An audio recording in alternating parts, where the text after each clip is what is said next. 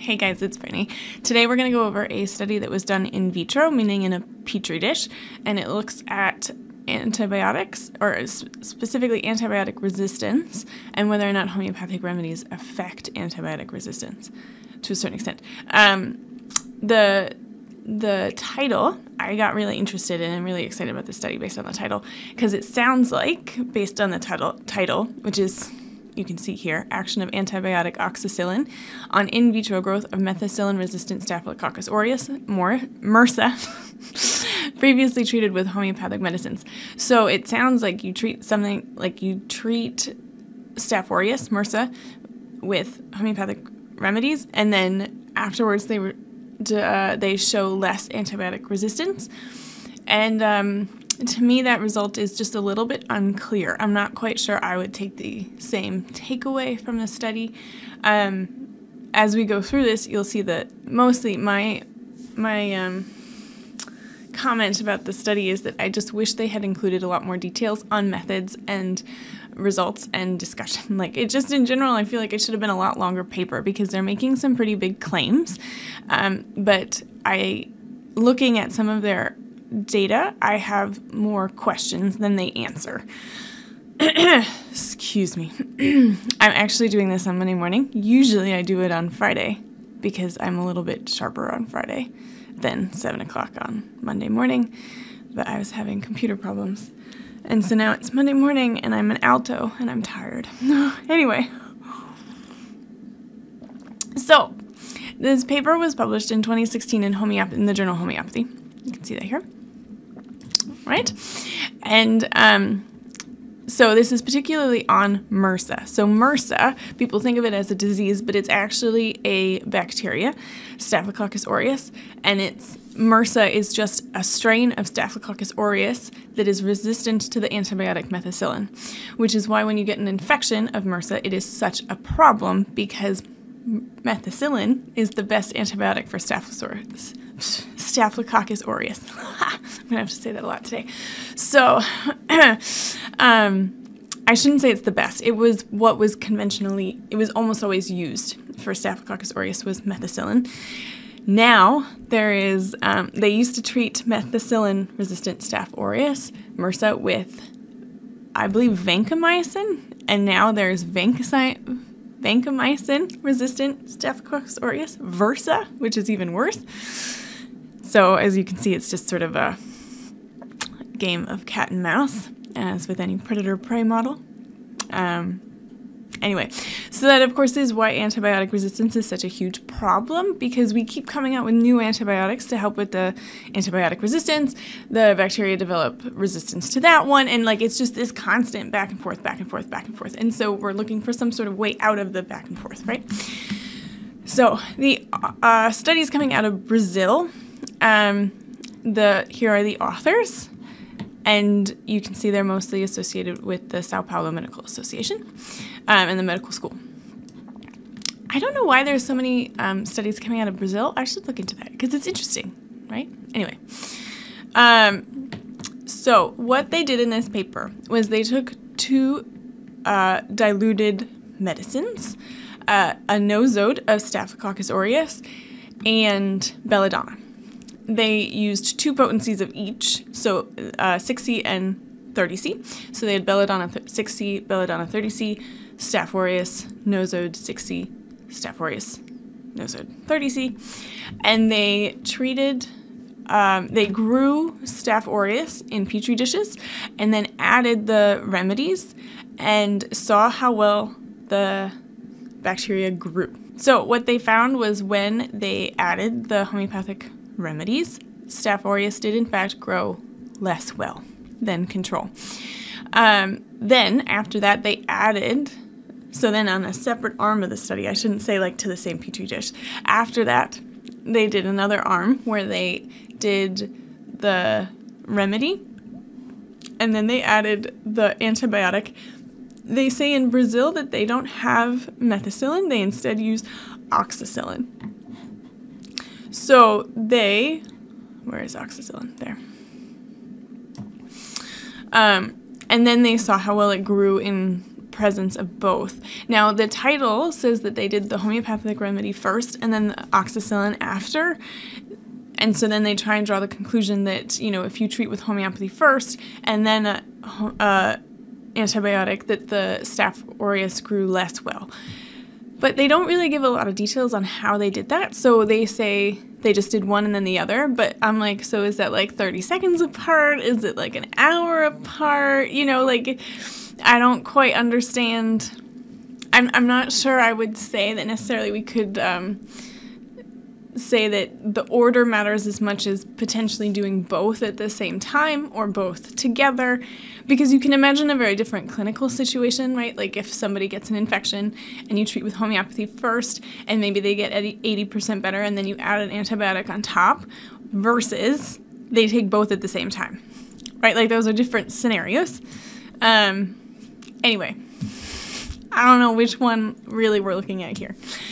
It's interesting nonetheless, but yeah, it's just not entirely clear to me. Coffee break, hold on. They did in fact find that the growth of Staph aureus was slower with both the remedies and with remedies plus antibiotic.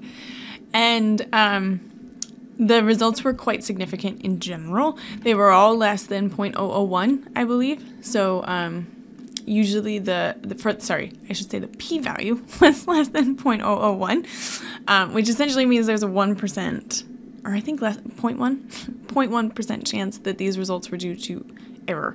Essentially, like you'd have to do 1,000 trials and you would get these results by accident once if the treatment did nothing. That's sort of what a p-value means. And so that's good. That's exciting. So the likelihood is there is something happening, right? That's basically what it means. There is something likely happening here.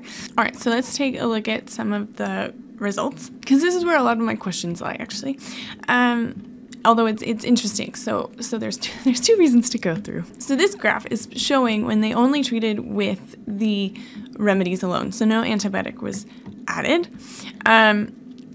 One of my biggest questions is I wish they had been a little bit clearer about what medium versus control was. I'm going to guess this is because I'm not an expert in petri dish studies and growing a bacteria in a petri dish. But I would think that the control was in fact growing Staph aureus in the normal medium without adding with just adding water or alcohol. So they tested each remedy in different preparations. They tested it in both a water solution and an alcoholic solution to make sure that if that was going to change anything, that it wasn't a confounding factor. Because alcohol, of course, is a bit of an antibiotic. That's why we put it on cuts and stuff. And so if the alcohol was attributable to the effect, then we would have a massive confounding factor. So they tried an aqueous solution and an alcohol, and their control was both water and alcohol alone without remedy, so that potential confounding factor is removed. Yeah. So they have bacteria were cultured with medium, MH, and vehicle water or 30% alcohol, or with Bell or Nosode, prepared with water or 30% alcohol. But that's only explaining one, medium or control. I'm not sure which bacteria were cultured with medium and water or alcohol. I don't know if that's talking about the medium or the control. Anyway, if anybody knows, please put in the comments, because I really, really, really want to know. And like I said, I just wish this study were longer, because I would have loved that to be explained. Anyway, so as you can see, they have starred everything that is statistically significant to a p-value of 0.001, and that is every active treatment. So that's pretty cool, right? What is also interesting to note is sort of, look how the 6 Cs are sort of in the same area, and then the 30 Cs are a little bit lower. So the lower the bar is, the less the bacteria grew. And I'm not sure what happened with belladonna and alcohol in this one, because, if you see, not only is it quite different than the water solution, but the error bar is a little bit wider, meaning the essentially the data was more variable there. So it just makes me wonder if something was going on there. And there's a lot of those, oh, I wonder if something was going on because the error bar is massive. But they don't discuss that. And I would really love them to discuss that because, anyway, we'll do more when we get there. So then, that's the remedies alone. Then if we go, there's two graphs that report if, the difference when they added the antibiotic. So what they did was we'll go to this one here because it's on the same screen. But so now at the bottom, we have the oxacillin concentration. This, I believe, is how much it grew. So the higher it is, it grew, the bacteria, Staph aureus, grew a lot. So here we have our two controls, whatever the difference is between them. We have the medium in black and the water alone. So this is aqueous only up here. But, if you see, the error bars are massive. Anyway, at least they look that way. My husband, who is a statistician, tells me that I shouldn't get so excited about error bars because they can be manipulated. But I still find it a helpful cheat. They are huge. So then we have Nosode 6C in green and Bell 6C in blue. And as you go across the graph this way, the concentration of the antibiotic gets lower. So they started at 16 milligrams per milliliter. And you can see it all is relatively low, so it did not grow much at all. And as you go to the right and the concentration of the antibiotic gets less, the bacteria grew more until you get to 0.5, and everything's sort of messy and overlapping here. Okay? I'll circle that in case that wasn't clear. And so one of the things you will notice, though, is that this does seem to me to be showing that there is antibiotic resistance, because if you add 16 milligrams per milliliter of the antibiotic to the control, the bacteria just keep growing, right? Because in comparison to control, which I'm assuming is nothing, like no antibiotic added at all, there's almost no change in the growth of the bacteria. So that's good, because then we're essentially proving that yes, indeed, the strain of Staph aureus that they have chosen is antibiotic resistant, and it is resistant to the antibiotic that they are using, which is not methicillin. So that is an important piece. Okay, and it is pretty friggin' cool that if you add a remedy, it does indeed decrease the growth of Staph aureus.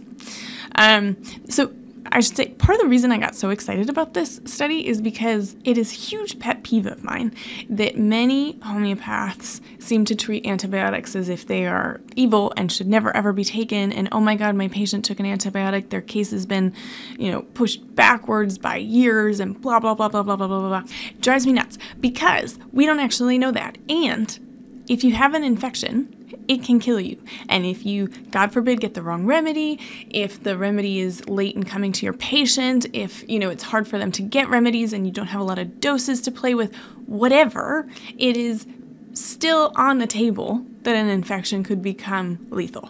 And I think it is very annoying that people seem to treat it like, I don't know, if you have treated with an antibiotic that you're doing some horrible thing. To me, this is excellent evidence that we can provide care amongst different practitioners. That if your patient goes to the hospital and they have a horrible MRSA infection, you can treat them, but you don't have to panic if they have antibiotic. The patient will still get better. Sure, their microbiome is going to need a little attention later, but it doesn't mean you have to, absolutely panic. And that we don't have to be afraid of doing conjunctive care. Is that the right word? Whatever. Between different types of medicine. Obviously, I still think homeopathy is best because I am a homeopath and I wouldn't practice if I didn't. But yeah, we don't have to be afraid. I thought I'd just draw attention to the alcohol solution now. So that was aqueous only. So this is the alcohol. If you add, so here's the same thing. We have oxacillin concentration, control, which I believe is no antibiotic at all. As we go to the right, the antibiotic concentration goes lower. As you go higher, the Staph aureus grew more. So we have something funny here that they don't discuss in their discussion, and I really wish they had. And that's just, so you have control, growth here, right? So this is no antibiotic. You add 16 milligrams per milliliter of antibiotic to the control, and it doesn't change at all. So potentially antibiotic resistant. But then look at this insane jump here. I don't know what that is. I don't get what that. Why? And if you look at error bars, so this error bar here for this point, very small, and then this error bar is huge. And the reverse happens with the alcohol solution, which is their other control, right? Because alcohol is a kind of antibiotic, so they have this alcohol bar, and the error bars are huge for the alcohol here, and then tiny here. And so, again, the error bars are showing variability in data. So I'm like, so what happened? Was there one outlier here? Because an outlier, I don't care. There's always outliers. But was there truly quite a bit of variability in the data? Why might that be? Did something happen? Yeah, I don't know. Weird. Yeah. But so then also, I want to show the nosode 6C. Look at this. So it starts, here's the control, up here, then it goes down here, and then as the antibiotic concentration goes up, it comes back up this way, right? I'm just going to remove that because I think it's going to make it too busy. So then if you look at the, let's look at Belladonna 30C.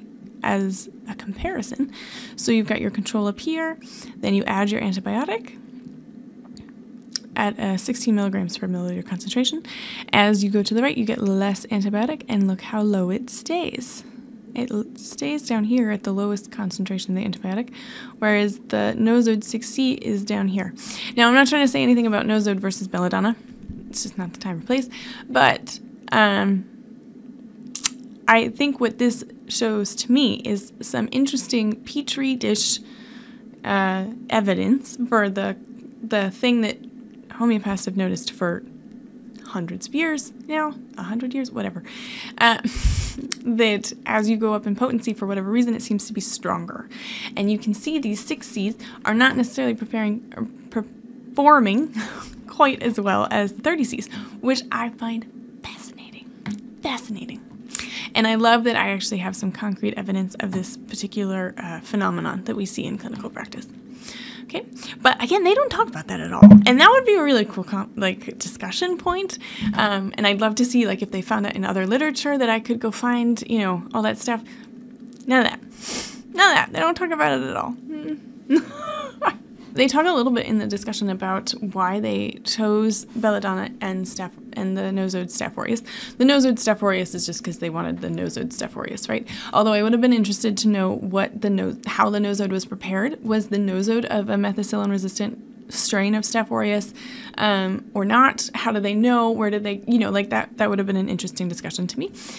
But also, belladonna, so they chose it because belladonna has a lot of acute infection type of symptoms, which I think we'll all likely know of belladonna, the throbbing, heat, burning, whatever, redness, and that is true. However, Staph aureus creates a lot of different infections, and they don't have to present in that acute infection type of way. For example, Staph aureus also causes folliculitis, which just looks like acne, basically. It's a pimple at your hair root. So that's the only difference between acne and folliculitis, is just where it happens. Like acne is a skin pore and folliculitis is under your hair follicle. But so it would just look like acne, right? And we all know there's hundreds of remedies you could use for acne or folliculitis. But it also causes mastitis. Certainly belladonna is a great mastitis remedy, but is by far not the only one. There are many, many remedies you could use for mastitis because the infection can be very variable, right? This is the whole point of homeopathy. It's individualized. And it can cause endocarditis, so an infection of the heart. It can cause an infection of the bones, which, you can think of the bone pains, right? Like you'd start thinking of different remedies. So like there's so many remedies that we would use in an actual clinical setting of a Staph aureus infection, depending on how the Staph aureus infection was presenting. Obviously, they had results with belladonna, so it's not like it was a horrible choice. But as a clinician, I think it would have been interesting if they chose different remedies and sort of looked at what maybe different effects were in a petri dish. Not that it would ever change necessarily how I prescribe, because you prescribe on the symptoms of the person presenting to you, but I think it would have been interesting. So anyway, this is a great study for evidence of complementary care. That was the word I was looking for before. Complementary care. I find that really exciting because I do see a real strain in the homeopathic community to sort of say homeopathy only ever and any other treatment interferes with somebody's healing. I don't necessarily think that's true. And this to me is a very exciting study that sort of gets at that idea. But I do, there are a lot of questions that I have that they didn't really address. But anyway, yeah, great study, very fun.